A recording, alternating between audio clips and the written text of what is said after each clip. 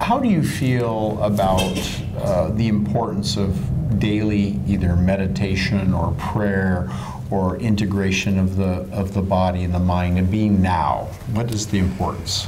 So I would say the important is that is the tenet by which we live. Yeah. I mean, I was lucky that my grandfather was the minister of our town, and at an early age he taught me that it's that spiritual connection, which is what life's about. That's what brings one happiness. Mm-hmm. And as I went through my life, I forgot it, then I found it again, then I forgot it, then I found it again, as many of us do. But that connection, I always tell my patients, I ask them about that personally, because to me it doesn't matter if they believe in God. I just want to make sure that they understand they're not God. Yeah, yeah. They don't have control over anything other than their choices.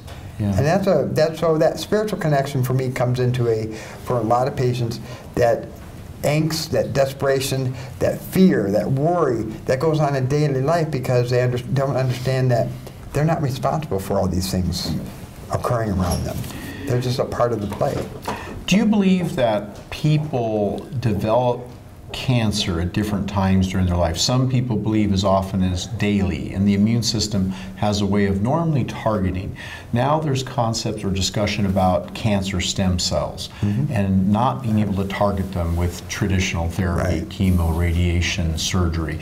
What are we looking at on the forefront to maybe change that paradigm, to isolate, or to not so much isolate? I think you have metastasis, you have problems with the cancer itself not being in one area. You're asking two different questions that I'm hearing. Yes. You're asking an mm-hmm. initiation event, yes. and then you're asking a propagation event. Yes. So I agree with the statement that we initiate cancer every day. Yes. I mean, it's part of our being an energy-burning mechanism that gives off oxidation and free radicals, mm-hmm. that we're going to damage DNA. So instead of cells going asleep or dying off, they go into a different line, which is cancer. So, and the immune system comes in to keep that at bay. Right. So, and it's just a matter of degree. Some people are producing a lot of new cancer cells per day, and other people are not. And the people who are not are the ones who have a lower oxidative rate, who have a lower inflammatory rate.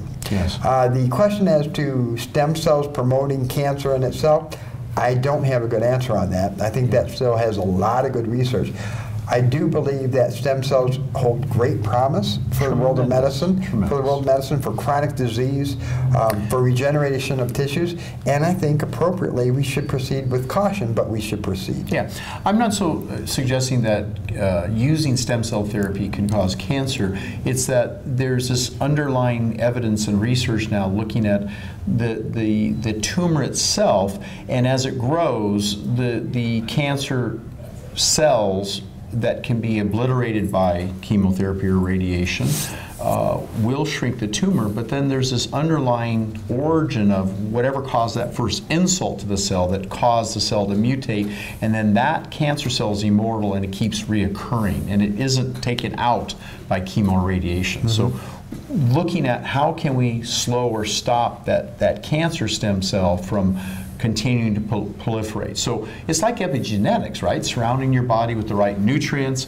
the right exercise, the right mindset. Correct. So that's the immune system that needs to be strong enough. Well, I mean, so whether you're looking at the immune system or whether you're looking at the advancement of cardiovascular disease, or whether you're looking at the advancement of neurodegenerative diseases, we're really talking about the same thing. There is nothing that I tell patients all the time, there is nothing that I can't make 70% better just by dealing with your lifestyle factors. Right, right. You know, the impact that has on your life. So I'm very glad to see now a lot of the oncology centers are now integrating nutrition and spirituality and all these other mindfulness techniques into their chemotherapy patients, because they do have a significant impact not only in the treatment of cancer at that point, right, but also in the preventing of the initiation of other cancers to come. Right, right. And you know, much like with many treatments, some people are uncomfortable with subjecting themselves to chemotherapy, or I have some people tell me, I've had the treatment, you know, the cancer's back, now what can I do? Right. Is it possible that lifestyle will make a difference in the outcome? And only God knows, but Yeah, if we at least intervene. I would say there are studies out there that strongly suggest that a lifestyle intervention in cancer, whether you're having chemotherapy or not, has a very positive and strong impact compared to the people who don't make those lifestyle changes. It's never too late. Yeah, it's almost incredulous to imagine that someone would undergo a treatment and tell someone that lifestyle isn't important, their diet and exercise isn't important. It's completely illogical. Yeah. There's nothing that a lifestyle change of healthy nutrition, good sleeping habits, spirituality and mindfulness, stress management, a good sleep regimen won't improve. There's nobody who'll disagree with that. Right, right.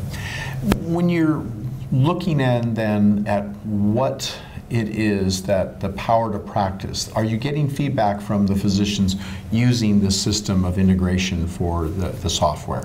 So we're just launched about 2 months ago, so we're still penning all that. Okay. The response has been very positive. We've had a very upswing on the number of clinics that we brought on board.